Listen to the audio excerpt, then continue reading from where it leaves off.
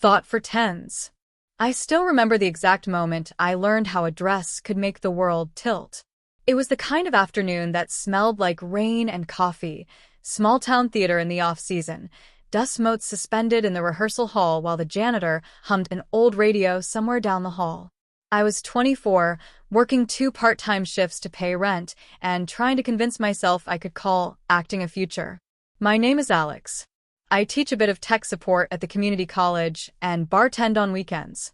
By night, I took any part that let me stand under a single light and speak other people's truths. By day, I kept the part of my life that felt dangerous behind a curtain, an old trunk of borrowed skirts, a stack of practice wigs, a lipstick with a name I could never say out loud. Crossdressing, for me, began as rehearsal. Before it felt like identity or rebellion, it felt like a costuming hack. Once, playing a woman in a fringe production, I slid into a borrowed dress, and something inside me lifted. It wasn't only the fabric, it was the permission to move differently, to hold my hands like someone else, to let my voice find softer edges. That small liberation became a private ritual. I would go home after late shows, stand in front of the bathroom mirror, and let the person in the dress breathe. Sometimes I cried. Sometimes I laughed until I couldn't remember how to be scared.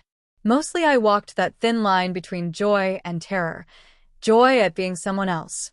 Terror at being seen. Emma met me at the bar, where I worked. She looked like she stepped out of a noir film. Blunt black coat, cigarette tucked into a long manicured hand, laugh loud enough to make people apologize for not listening sooner. She was 26 then, studying literature, always with a stack of annotated plays that she read like they were instructions. We fell into each other's orbit fast, the kind of quick gravity that makes late-night talks and messy breakfasts feel like fate. She adored me in a way that made me both safe and afraid. She adored my messy apartment playlists and the careful way I fixed broken chairs. She adored the quiet earnestness that made me audition for things nobody expected me to. But she did not know about the closet. Calling it a closet is being generous. It was a small bedroom shoved with someone else's life.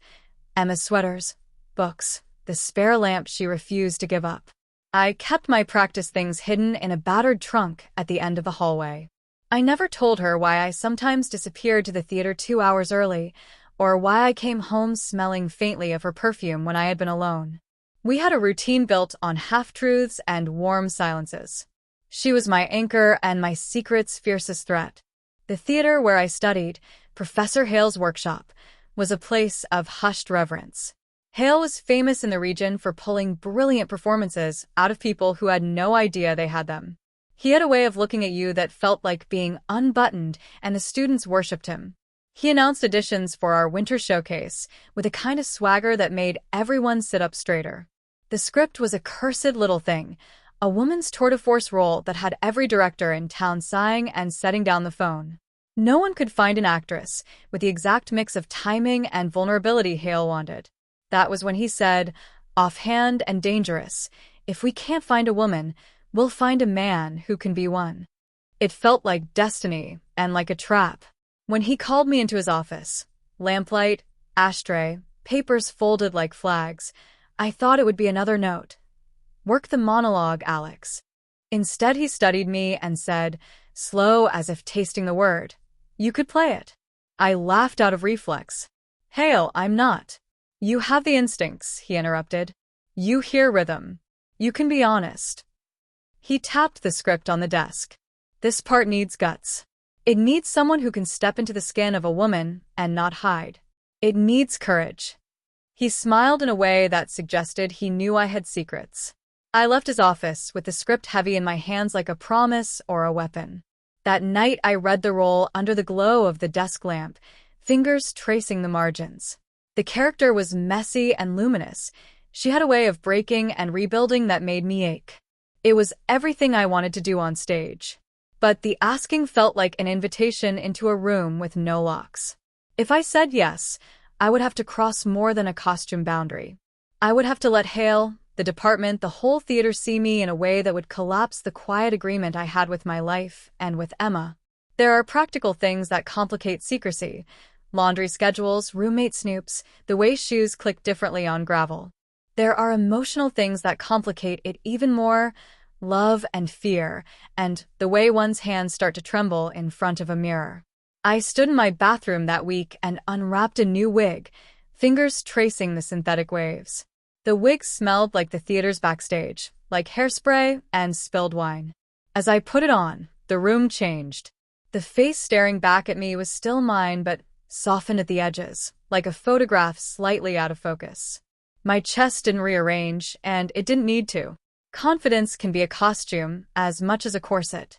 Playing the part would require rehearsals at Hale's home studio on weekends.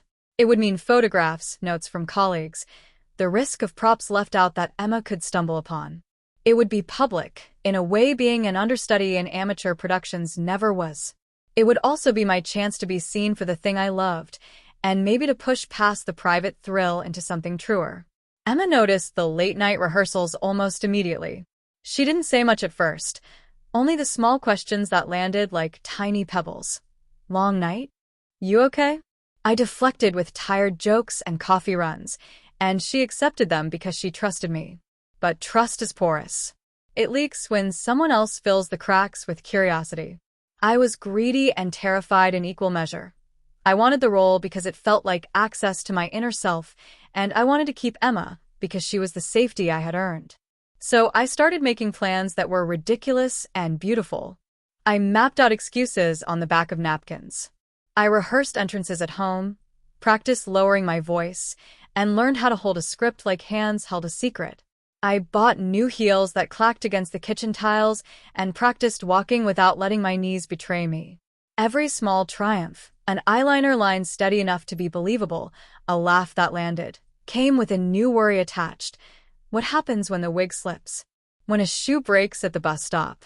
When Emma decides to drop by the theater unannounced? Hale's office had one rule. Once you step on stage, you are responsible for what you reveal. That line echoed in my head as I folded the script into the trunk. The trunk became a map of risk and possibility, a pair of flats for safety, stockings for illusion, the little compact mirror that had more power than any prop. Each object was both a tool and a foreshadowing. I told myself I could change back before the truth hit home. I told myself this was theater and not life. But theater has a way of leaking into life when the light is right. I would soon find out how right the light could be. The first outline ends with me standing at a dressing room mirror, wig pinned, heart hammering like a drum roll. Outside the thin curtain, the world went on. Students returning books, Emma studying with a friend, the kettle whistling. Inside, there was the voice of the woman I wanted to be and the man who loved Emma trying to stay in the same skin. Some nights the person in front of the mirror is all courage and nothing else. Other nights they are terrified of losing everything. Tonight, I felt both. I tucked the compact into my palm like a talisman and practiced the first line of the play until it felt like breathing. The curtain would open soon. The audience would not know the map of my life. But I could feel the edges of that map trembling, ready to tear. If I was going to be Hale's lead actress, I would have to decide which part of me I was willing to expose. Professor Hale didn't waste time once I agreed to the part. He handed me a rehearsal schedule that looked less like a list and more like a declaration of war. 5 nights a week, plus weekend workshops at his loft. It was impossible to hide something like that from Emma forever, but I convinced myself I could stretch the lie. I told her Hale needed my help as a stagehand, that he trusted me with lighting and sound design. Emma, ever the supportive girlfriend, smiled and squeezed my arm. Of course he did, she said. You're reliable. Reliable. The words sat like a stone in my stomach. I was reliable in everything except the truth. The loft smelled of coffee grounds, sweat, and dust from velvet curtains. Hale had gathered a small crew. 2 actors playing minor roles, a pianist for background music, and me, standing in a plain sweater with my script trembling in my hands. Wardrobe, Hale announced. We can't work the lines until Alex understands the clothes. He snapped his fingers, and a costume rack appeared from behind a folding screen. Dresses in every shade hung like dangerous fruit. Silks, velvets, satins, each whispering a secret. Hale ran a hand down a pale blue dress with delicate lace. He looked at me the way a sculptor might study a block of marble. "This one," he said, pressing it into my arms. Changing felt like a crime. The dress was cool against my skin, smooth in a way that made my pulse climb. My reflection in the loft's cracked mirror startled me, not because I looked convincingly female, but because the figure staring back carried herself differently. My shoulders softened, my spine curved with grace I hadn't practiced. The heels came next. They were modest, black, with a strap across the ankle. But the first step made the room spin. Hale clapped his hands sharply. "Again," he barked. "Own the ground. Don't tiptoe." I walked, stumbled, walked again. Each click of the heel was both a betrayal and a thrill. By the time I sat down to read my lines, I wasn't just wearing the role. I was beginning to believe it. That night, alone in my apartment, I couldn't sleep. Emma lay curled against me, breathing slow and even. I stared at the ceiling, replaying Hale's words. "Step into the skin of a woman and don't hide." But what if I wanted to? What if hiding was the only way to keep Emma? I pressed my face into her hair and whispered nothing words. Apologies she would never hear. My mind split down the center. Half of me was a devoted boyfriend, the other half a woman's shadow in the mirror, begging to step into the light. The shame was suffocating. The excitement was intoxicating. I wanted both. Every spare moment became practice. When Emma went to class, I locked the trunk in the hallway and spread out my tools. Foundation, eyeliner, the wig Hale insisted I train with. My hands shook at first, fumbling with brushes, but slowly I learned the muscle memory of femininity. Makeup was war paint and disguise in one. Lipstick turned my mouth into something unfamiliar, bolder, softer, magnetic. When I pinned a wig, the face staring back wasn't Alex the boyfriend or Alex the bartender. She was someone new. I started talking to her. "Don't screw this up," I'd whisper. "You'll lose Emma if she finds out." But the woman in the mirror only smiled back, a little sad, a little defiant.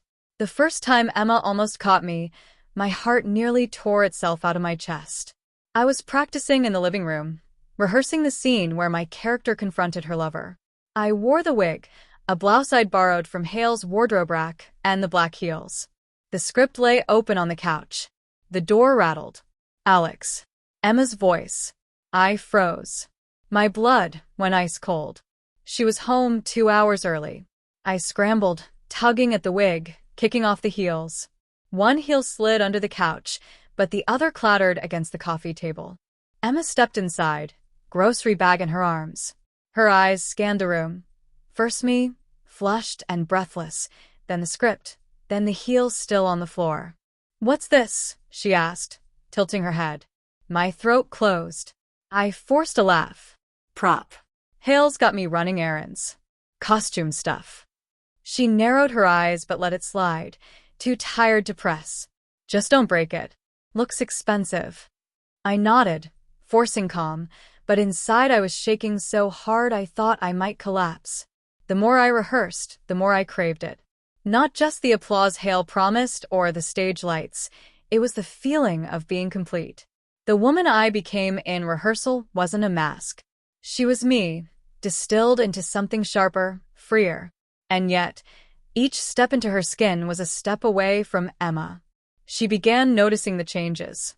The way I moved, softer. The way I gestured, more deliberate. Once she teased, "You've been spending too much time with Hale's actresses. You're starting to act like them." I laughed too loudly. She laughed too. But her eyes lingered, curious. 2 weeks before opening night, Hale demanded we run the emotional climax of the play, my character's confession of love. It was raw, vulnerable, and terrifying.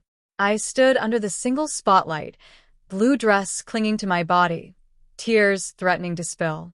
When the words left my mouth, "I have always been her," even when I wore his face, the room went silent. The pianist stopped. Hale leaned forward, eyes bright. "There," he whispered. "That's it. That's the truth." The truth. The word felt dangerous. I left rehearsal trembling, unsure if I had just given the performance of my life or betrayed myself beyond repair. I thought I was careful. Every wig pin had its place, every smear of lipstick scrubbed away before Emma came home. But secrets have a way of leaking through the smallest cracks. One morning, Emma picked up my laundry basket, frowning at the faint shimmer on one of my t-shirts. "Is this glitter?" she asked, holding the shirt up to the light. My chest locked. I forced a shrug. "Stage dust. You know Hale. Half his costumes are sparkly disasters." She laughed, shaking her head, but the moment lingered. Glitter is like guilt. It clings, even when you think you've washed it away. At night, when Emma slept, I slipped from bed and locked myself in the bathroom. I practiced my lines in whispers, tracing lipstick across my mouth in the mirror's pale glow. The ritual became obsessive. Foundation, wig, heels, dress. Each layer pulled me deeper into her. I named her in secret Elena.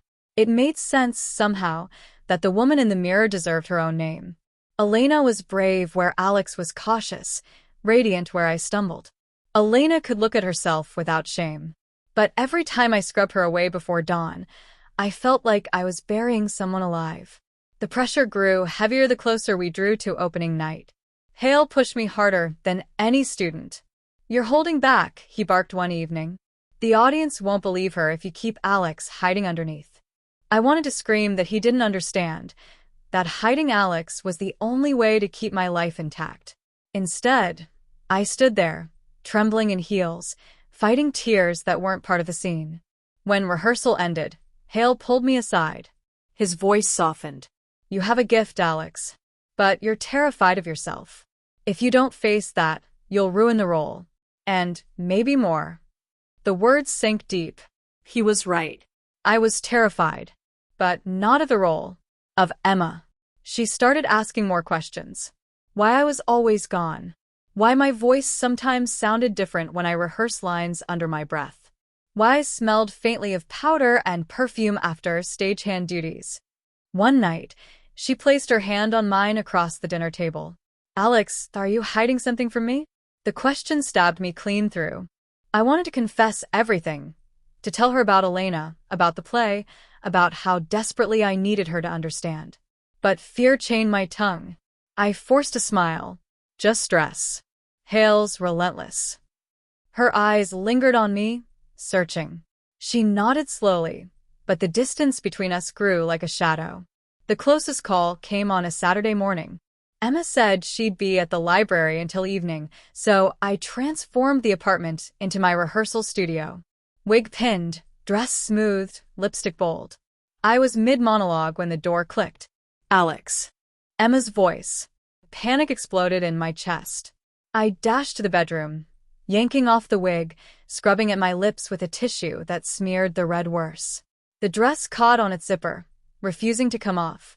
My heart pounded like a drum. Emma stepped into the living room. I pressed myself against the wall, dress half open, praying she wouldn't look past the door. "Alex," she called again, frowning. Somehow, by sheer frantic speed, I managed to strip the dress, throw on sweatpants, and shove the wig under the bed before she opened the door. "There you are," she said, raising an eyebrow. "Why are you sweating?" I forced a laugh, clutching the tissue to hide the stain. "Workout video. Trying to get back in shape." She smirked.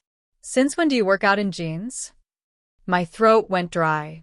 She studied me for another long moment, then shook her head. "You're weird," she muttered, walking toward the kitchen. The wig under the bed felt like a live bomb ticking in the dark. The near miss didn't stop me. If anything, it made the rehearsals feel electric. The risk of being caught lit my veins on fire. Every time I slipped into Elena's skin, the thrill doubled, because I wasn't just rehearsing anymore. I was living a secret life. But secrets demand a price. Emma grew more distant, her questions sharper. Hale demanded more vulnerability. And Elena's reflection in the mirror no longer looked content to be hidden. It was only a matter of time before something gave way.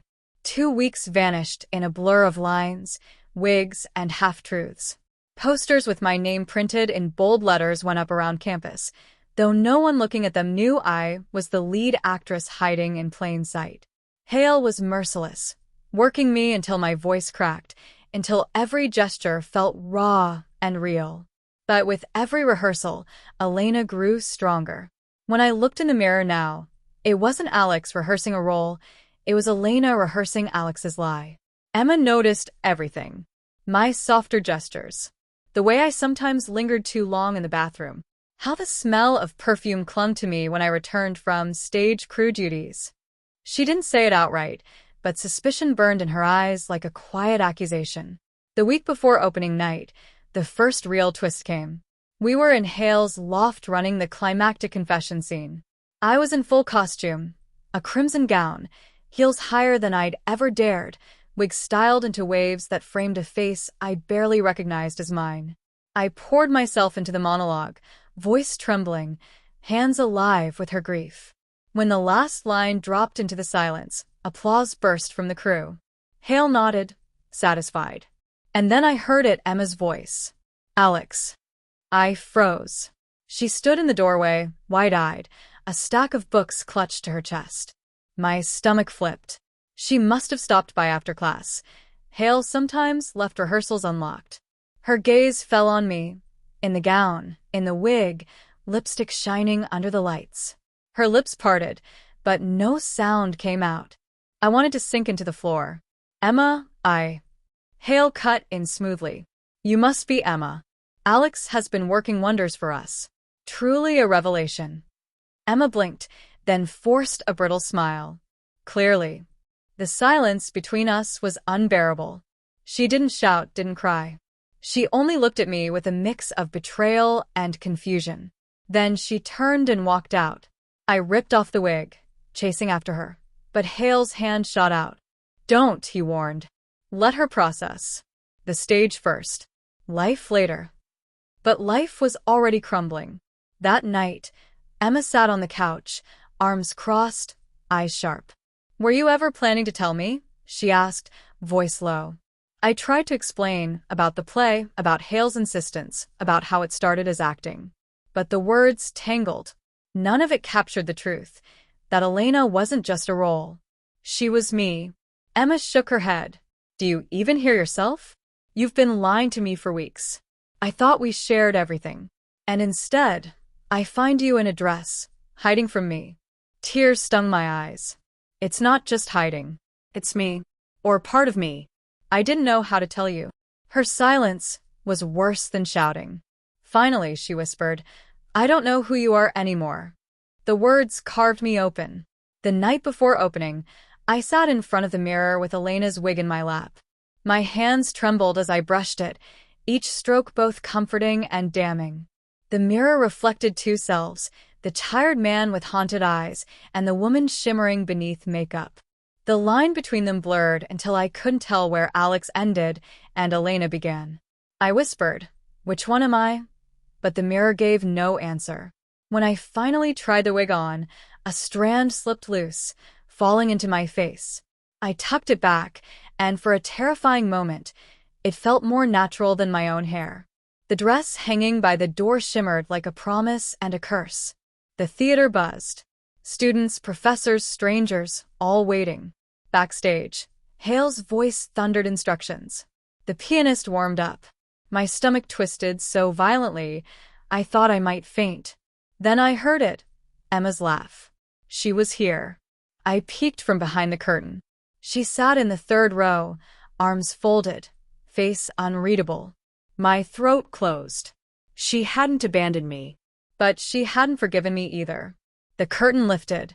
Spotlight. Silence. My heartbeat drowned out everything else. I stepped forward, heels clicking, the crimson gown trailing behind me. The audience gasped. For the first time, I wasn't Alex pretending to be Elena. I was Elena. Midway through the performance, disaster struck.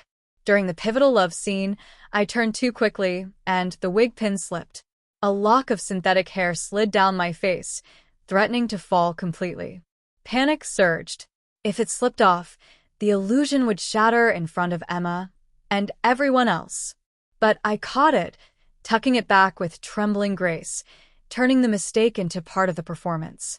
The audience leaned in, believing it was scripted. Emma's eyes, though, locked with mine. She saw the panic. She saw Alex beneath the makeup. The climax of the play arrived. My character confessed her true self, voice cracking with pain. I spoke the words, but they weren't the character's anymore. They were mine. I have always been her, even when I wore his face. The theater went silent. I felt tears spill down my cheeks, real and raw. The audience erupted into applause. But all I could see was Emma, staring at me with wet eyes, caught between anger, sadness, and something else I couldn't name. When the curtain fell, Hale congratulated me, beaming. You did it. You became her.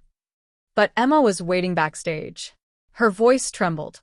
I don't know if I watched a performance or the truth. I tried to speak, but no words came. Hale clapped me on the shoulder, oblivious, and walked away. Emma's eyes burned into mine. So, who are you really, Alex? The man I thought I knew or the woman I just saw? The question hung in the air, sharper than any line of the play. My lips parted, desperate to answer. But before I could, the stage manager burst in, shouting about the after-party, the press waiting outside, the reviews already buzzing. Emma stepped back, shaking her head. Don't answer now. Maybe you can't. She turned and walked into the shadows, leaving me frozen in my costume, torn between two lives. The applause from outside thundered through the walls, deafening. And yet, all I could hear was the silence Emma left behind. Mr. Grant had organized a huge corporate event, a lavish dinner where every department head, major investor, and press reporter was present. He didn't tell me until the last moment that I was expected to accompany him, not as his assistant, but as his date. When I protested, he leaned close, his eyes sharp. You've come this far. Do you think anyone here would believe you if you showed up tomorrow in trousers, pretending to be a man? You're mine, sweetheart. Tonight, you'll prove it to everyone. I froze.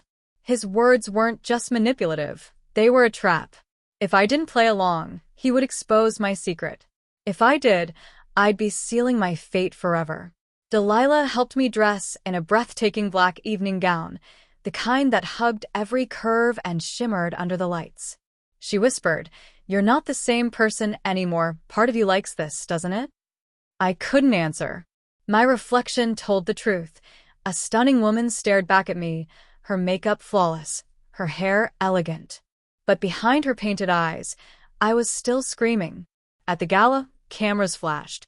Whispers trailed us as Mr. Grant placed his hand at the small of my back, guiding me forward like I belonged to him. People called me beautiful. Some asked how long we'd been together. I smiled, nodded, lied. Then, during his speech, Mr. Grant pulled me onto the stage. This company has thrived because I've had someone truly special by my side, he announced. His hand tightened on mine. Meet my partner. The room erupted in applause. My stomach dropped. Partner. Not assistant. Not employee. Partner. He was rewriting my entire identity in front of hundreds of witnesses. I wanted to scream, but I couldn't. Every flash of the camera pinned me in place. Every cheer felt like a nail in my coffin. I realized with horror that he was winning. He wasn't just forcing me to dress like a woman. He was erasing the man I had been. Afterward, in the car, I finally snapped. You've ruined me. You've taken everything. Mr. Grant only smiled calmly. No. I've given you a new life. And soon, you'll stop fighting it. I hated him. But when I looked at myself, the dress, the jewelry, the lipstick still perfect despite my tears, I hated myself more. Because deep down, I didn't know if I wanted to fight anymore. That night, I lay in bed, staring at the ceiling. My phone buzzed with new messages, photos of me from the event, already spreading online. Comments about how stunning I looked, how lucky Mr. Grant was. The world was beginning to believe the lie. And the terrifying part? Maybe it wasn't a lie anymore. I stood frozen, still wearing the silky blouse and skirt I had borrowed, my makeup smudged from rushing, and my heels wobbling beneath me. My boss's eyes locked onto me, not with confusion, not with humor, but with something darker, unreadable. He stepped closer, his polished shoes echoing sharply in the office silence. My heart pounded against my ribs. "Care to explain," he said slowly, voice low, "why my employee is dressed like this?" I opened my mouth, but nothing came out. My excuses, my lies, all the words I'd practiced gone. Then, without another word, he reached past me and locked the office door. The heavy click echoed like a verdict. My stomach dropped. His lips curled into the faintest smile. "Oh no," he whispered, almost enjoying my panic. "You don't get to walk away from this. From now on, you'll be exactly what I tell you to be." And in that instant, I knew my life as I had known it was over.